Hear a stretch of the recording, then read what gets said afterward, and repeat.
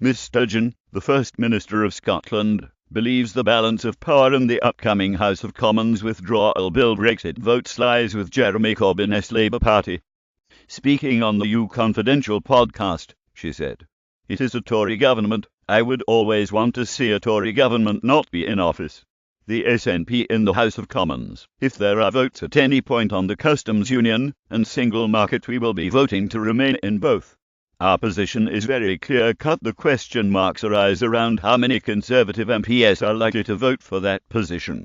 Conversely, how many Labour MPs will vote against that position? And the more united the Labour opposition is on these issues, I think the more likely we will see a majority in favour of the customs union.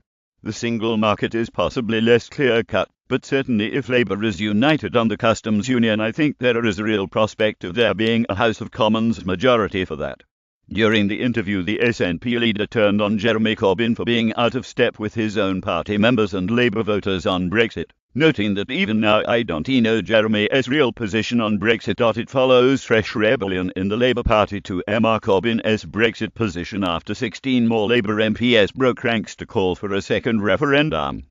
The group of London politicians joined forces with Lib Dem leader Sir Vince Cable and 2 of his MPs to warn of the dangers that the capital faces when the UK leaves the European Union. The signatories of the letter to the Independent, which urged a deal that keeps Britain in the customs union and single market, included 6 former shadow ministers, several of whom were in place until last year. Politico Jetta Brexit News.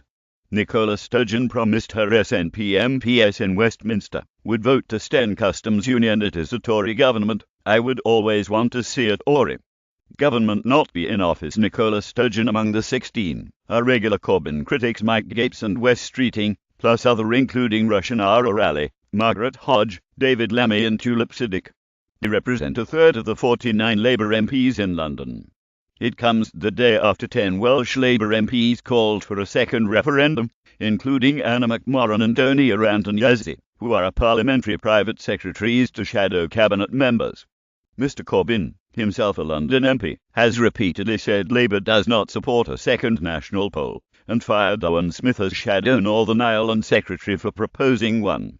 Milliseconds. Sturgeon was talking after the SNP recently presented its latest blueprint for independence, including plans for Scotland to ditch the pound 10 years after potentially leaving the UK.